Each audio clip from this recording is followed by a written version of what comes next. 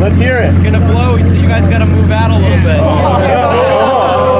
You gotta, it's very hot, it's very fast.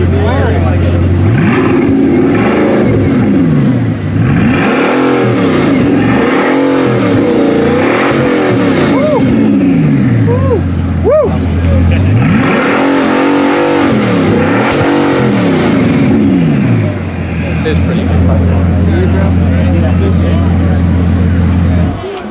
Yeah, I was like, No, I know, some people Well, that is quite the music right there, guys. It's the sound of 16 cylinders, 1500 horsepower, and 4 turbos. It's the sound of the Chiron. It sounds like a Veyron, but much more aggressive, and I love it. And by the way, it's not ear piercing like these. It was a low, kind of like bassy, demonic kind of a sound. It was such a unique noise. Not a whole lot of cars out there have 16 cylinders. Now, just like last year, Dream Ride was such an insane show, and I mean, I expected it. I wasn't crazy surprised that I saw all these cars. I'm working on a movie special for you guys. I'm very excited about it, but it's gonna take a few days to put this together. It's gonna be a really long week.